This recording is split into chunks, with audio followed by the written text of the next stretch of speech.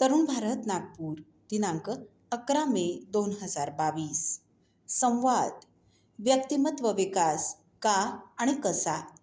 लेखिका रवी बाला काकतकर. माजी राष्ट्रपती हिदायतुल्ला यांचं एक महत्त्वपूर्ण वाक्य आहे, where hunger ends culture begins.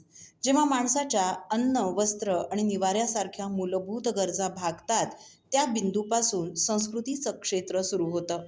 ज्यांना रोज पोटापाण्याची, संध्याकाळच्या जेवणाची भ्रांत आहे, त्यांना व्यक्तिमत्व विकास, स्वक्षमतांचा विचार याकडे लक्ष देणं कितपत जमेल.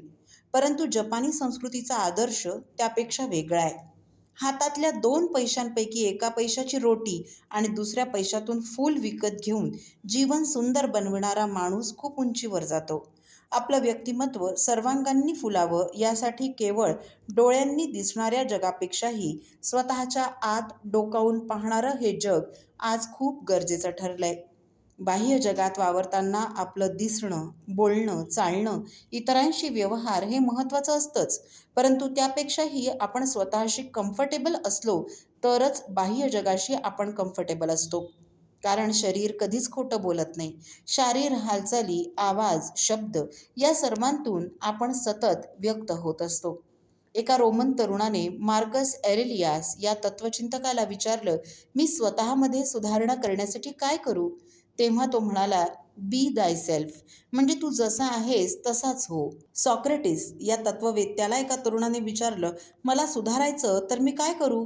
त्यावर तो म्हणाला, स्वतःला प्रथम जाणून घे. नो दाय सेल्फ. आजच्या आण्विक युगात जर एखाद्या मानसशास्त्रज्ञाला त्याने विचारलं तर तो म्हणेल, डेव्हलप युअर सेल्फ, म्हणजे तू स्वतःचा विकास कर. या स्वविकसनात सकारात्मकता वाढविणं, विधायक दृष्टिकोन अंगीकारणं हे आहेच, परंतु त्याहूनही अधिक म्हणजे आपली नकारात्मकता कमी करणं, अनेक वर्षांच्या स्वतःबद्दलच्या प्रगतीला अडथळा बनणाऱ्या धारणांच्या जागी नव्या निर्माण करणं, विघातक सवयी बदलणं गरजेचं आहे. वाढत्या स्पर्धेला, नव्या आव्हानांना सक्षमतेने, धैर्याने, आत्मविश्वासाने तोंड देणं, आपल्यातील स्पार्क शोधून तो अधिक प्रज्वलित करणं, त्रुटी आणि उणिवांमुळे खचून न जाता मात कसा करू शकेन याबाबत दिलखुलासपणे नवं काही शिकत राहणं गरजेचं असतं. स्वतःची बलस्थानं ओळखून त्याचा अभिमान बाळगणं, त्यांची वृद्धी करणं. जसं माझं वक्तृत्व छान आहे, हस्ताक्षर उत्तम आहे, मी सेवाभावी आहे, दुसऱ्यांना मदत करायला मला आवडतं, माझ्यात उत्तम दातृत्व आहे, माझ्यात स्वयंशिस्त आणि चिकाटी आहे, कष्टाळू आणि प्रामाणिकपणा ही सामर्थ्य माझी आयुध आहेत. त्याचप्रमाणे आपल्या मर्यादा, आपण कुठे कमी पडतो याचा शोध. जसं मला लवकर राग येतो, माझं नियंत्रण राहत नाही, मी करतो त्यापेक्षा अधिक बढाया मारतो, मी आळशी आहे, उधळपट्टी करतो, ऐनवेळी कच खातो, हे सर्व माझ्या प्रगतीला अडथळे करतात. ते घालविण्यासाठी त्यावर अधिक लक्ष केंद्रित करणं आवश्यक आहे. हे नवं भान मी आता जागवेन. आज 21व्या शतकात जगभराच्या तज्ज्ञांनी हे आवर्जून सांगितलंय की प्रत्येक व्यक्तीला शैक्षणिक ज्ञानाइतकंच हे जीवनानुभव सर्वांगीण प्रगतीसाठी अत्यावश्यक असतात. या क्षेत्रातील तज्ज्ञांचं तर असं म्हणणं आहे की ही कौशल्य शाळेपासूनच शिकवली जावीत. एक उदाहरण पाहूया. 12वीच्या परीक्षेत 98% गुण मिळालेल्या एका मुलीचे पालक, दोघेही सरकारी नोकरीत असलेले, उच्चपदस्थ आणि सुशिक्षित. आपल्या मुलीला निर्णय घेता येत नाहीत, नीट बोलता येत नाही म्हणून समुपदेशनासाठी आले होते. अधिक माहितीमध्ये दिसलं की दोघंही बदलीच्या नोकऱ्यांमुळे 2 विविध गावांना. मुलीच्या शाळेचं नुकसान होऊ नये म्हणून मुलीला आजीकडे ठेवलं होतं. आजी आजोबा नातीला त्रास नको म्हणून सर्व कामं स्वतःच करतात. तिला फक्त अभ्यासावर लक्ष केंद्रित करायला सांगतात. परिणामी मुलीचं विश्व शाळेच्या पुस्तकांच्या परिघाबाहेर कधी निर्माणच होऊ शकलं नाही. दुकानात जाऊन वाण सामान आणणं, छोटी छोटी बँकेची कामं कधी केलेलीच नसल्यामुळे समस्या हाताळणं, भाजी आणताना हिशेबात चूक झाली तर ती निस्तरणं, या अनुभवातून तिला कधी जावंच लागलं नाही. घरच्यांनी अति जोपासल्यामुळे जीवनातील कठीण प्रसंगांना कधी तोंड द्यावं न लागणं, त्यामुळे ही स्थिती उद्भवलेली दिसली. व्यक्तिमत्व विकसनाच्या विविध कौशल्यांना कॉर्पोरेट क्षेत्रात सॉफ्ट स्किल्स असं म्हटलं जातं. हार्ड स्किल्स म्हणजे पदवी किंवा पदव्युत्तर शिक्षणामधून मिळणारं, पुस्तकात शिकवलं जाणारं तांत्रिक ज्ञान. हार्वर्ड विद्यापीठात केलेल्या एका संशोधनात हे मांडलं गेलंय की आज नोकरी व्यवसायातील 80% यश हे फक्त सॉफ्ट स्किल्समुळे मिळतं, तर केवळ 20% यश हे हार्ड स्किल्समुळे. क्षणभर हा निष्कर्ष अविश्वसनीय वाटला तरी त्याच्याच समांतर जगभर शाखा असलेल्या मॅकडोनाल्ड्स या कंपनीच्या UK मधल्या शाखेने बाजारपेठांची पाहणी केली. त्यांच्या अहवालातून एक महत्त्वाचं निरीक्षण त्यांनी नोंदवलं. ते सर्वसामान्यांच्या हिताचं तर आहेच, परंतु स्तिमित करणारं आहे. नोकरी शोधणाऱ्या उमेदवारांनी जर व्यक्तिमत्व विकसनाची कौशल्य शिकली नाहीत, तर निम्मे जण नोकरी मिळण्यापासूनच वंचित राहतील. म्हणजे त्यांची निवड नोकरीच्या ठिकाणी होणार नाही.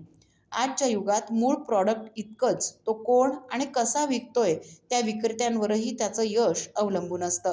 आतल्या उत्पादना इतकंच त्याच्या वरच्या वेष्टनालाही महत्त्व आहे. साधी राहणी आणि उच्च विचारसरणी हे सूत्र महत्त्वाचं असलं तरी आता टापटिपीची राहणी आणि उच्च विचारसरणी हे समीकरण व्यक्तीला अधिक यश मिळवून देतं. त्याचबरोबरीने आपली उच्च विचारसरणी ऐकण्या इतका इंटरेस्ट आपण ऐकणाऱ्यामध्ये निर्माण करू का, हे देखील महत्त्वाचं आहे.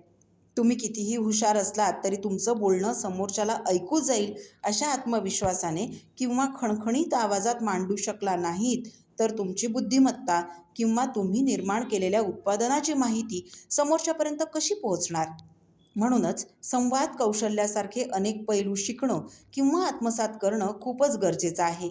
गेली अनेक वर्षे उत्पादन निर्मितीसाठी केवळ तांत्रिक ज्ञान पुरेसं मानलं जाई, परंतु कारखान्यात आपल्या बरोबरीच्या कधी हाताखाली काम करणाऱ्या कर्मचारी वर्गाशी तर कधी उच्च पदस्थ व्यक्तींबरोबर काम करताना सर्वांशी जमवून घेणं, सांघिक भावनेने सर्वांना मदत करणं म्हणजे टीम बिल्डिंग, अडचणीच्या वेळी प्रसंगावधान, धोके पत्करण्याचं धैर्य, निर्णय क्षमता, भावनिक संतुलन, भावनिक बुद्धिमत्ता, मतभेद, संघर्ष यामधून मार्ग काढण्याचा समंजसपणा, क्लृप्त्या, दुसऱ्याची बाजू समजून घेण्यासाठी आवश्यक ती संवेदनशीलता, सहवेदना जोपासणं, ग्राहकाला विविध वस्तूंची उपयुक्तता त्याच्या कंपनीला फायदेशीर कशी ठरेल हे पटवून देण्याचं कौशल्य, अशा अनेक सॉफ्ट स्किल्सचं महत्त्व 21व्या शतकात सर्वच सरकारी, प्रायव्हेट ऑफिसेस, कारखाने आणि कंपन्यांना पटू लागलंय.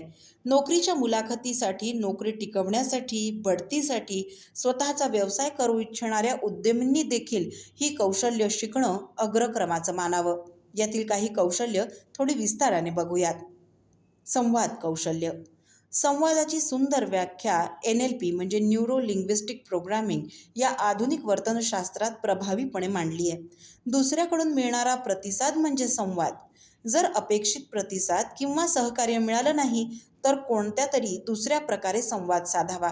जसं तुमचा आवाज, उच्चार, भाषा, देहबोली, प्रश्न विचारणं, तुम्ही काय म्हणता आहात हे महत्त्वाचं नसून ते दुसऱ्याला समजलंय का हे महत्त्वाचं आहे. संवादात बोलण्या इतकंच ऐकण्याचं कौशल्यही महत्त्वाचं असतं.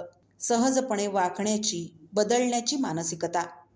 अहंकारी वृत्ती सोडून परिस्थितीशी जमवून घेण्याची मानसिकता हा मोठा गुण बहुतांश यशस्वी व्यक्तींकडे असतो. तो जरूर आत्मसात करावा. व्यावसायिकता. धंदेवाईकपणा आणि व्यावसायिकता यात जमीन आसमानाचा फरक आहे. माणुसकीच्या नात्याने केवळ पैसा उद्दिष्ट न ठेवताही नोकरी आणि व्यवसायात व्यवहार करणं महत्त्वाचं असतं. पोशाख, हस्ताक्षर यापासून ते फायलिंग करण्यापर्यंतची टापटीप, स्वतःचा शब्द ठेवणं, दिलेली वेळ पाळणं, संकटकाळी कर्मचारी तसंच ग्राहकालाही मदत करणं इत्यादी पैलू यात येतात. सकारात्मकता. उत्साही, प्रेरणादायी, आनंदी, समाधानी ऊर्जा असलेल्या व्यक्तीबरोबर काम करणं सगळ्यांनाच आवडतं. विनोदबुद्धीचं वरदान नसलं तरी तो गुण नव्याने अंगीकारणं फार गरजेचं आहे. प्रभावी सादरीकरण. शाळा कॉलेजेसपासून ऑफिसपर्यंत अहवाल सादर करण्यासाठी लागणारं वक्तृत्व, सर्जनशीलता, सर्वांसमोर बोलण्यासाठी लागणारं धैर्य हे गुण नोकरीच्या बढतीसाठी राष्ट्रीय तसंच आंतरराष्ट्रीय सभांमध्येही अत्यावश्यक मानले जातात. मॅनर्स आणि एटिकेट्स. वर्तनाचे सामाजिक शिष्टाचार शिकणं आणि ते पाळणं हे घर तसंच ऑफिसमध्येही गरजेचं असतं. वैयक्तिक स्वच्छतेपासून ते दुसऱ्यांशी वागताना, बोलताना सॉरी, थँक्यू, प्लीज यांचा वापर तुमच्या व्यक्तिमत्वाला सफाई आणतं. व्हिजिटिंग कार्ड देणं घेणं, त्यामधली नम्रता, दुसऱ्याचा राखलेला आदर हे शिकणं गरजेचं आहे. ताणाचं व्यवस्थापन. दैनंदिन जीवनात क्षणोक्षणी बाह्य परिस्थिती किंवा इतरांचं वर्तन हे आपल्या अपेक्षांनुसार घडेलच असं नाही. अशा प्रत्येक वेळी मनाचं संतुलन राखणं, ताणांना आव्हान म्हणून स्वीकारण्याची मानसिकता जोपासणं गरजेचं असतं. शिवाय अनेक ताण हे आपणास आतून घडवत असतात. त्यांना संधी मानणं, त्यांच्या उपयुक्ततेकडे पाहणं हे आपलंच व्यक्तिमत्व एका वेगळ्या उंचीवर नेत असतं. छंद जोपासणं. Hobbies are stress busters. म्हणजे जीवनात सर्जनशीलतेचा, जीवनाला सुंदर बनविण्याचा आनंद देण्याचं काम आपले छंद करतात. प्रत्येकाने किमान एक किंवा अधिक छंद जरूर जोपासावेत. जसं विविध विजेची उपकरणं, घड्याळं, वाहनांची दुरुस्ती, स्वयंपाक, लेखन, पक्षी निरीक्षण हेच छंद वेळ पडल्यास उपजीविकेचं साधनही होऊ शकतील. साहस, दैनंदिन व्यायाम. शरीर आणि मनाचं अद्वैत आपण जाणतो. मन प्रसन्न आणि उल्हसित ठेवण्यासाठी रोज कोणता तरी व्यायाम प्रकार आपल्या दिनचर्येत आणल्यामुळे शरीर अधिक सुंदर आणि निरोगी ठेवणं सहज शक्य होतं. तशी अनेक कौशल्य स्वमदतीसाठी खूप उपयुक्त ठरतात. आपली ध्येय, आकांक्षा, स्वप्नपूर्ती यासाठी लागणाऱ्या आणि त्यासाठी कराव्या लागणाऱ्या प्रयत्नांसाठी दिसा माझी काही नवे शिकत राहावे. संवाद या सदरातील रवी बाला काकतकर यांचा हा लेख आपण तरुणभारत.net या संकेतस्थळावरही ऐकू शकता. असेच अभ्यासपूर्ण आणि मार्गदर्शनपर लेख ऐका फक्त डिजिटल तरुण भारतसोबत. त्यासाठी आमच्या यूट्यूब चॅनलला लगेच सबस्क्राईब करा, लाईक आणि शेअरही नक्की करा. धन्यवाद.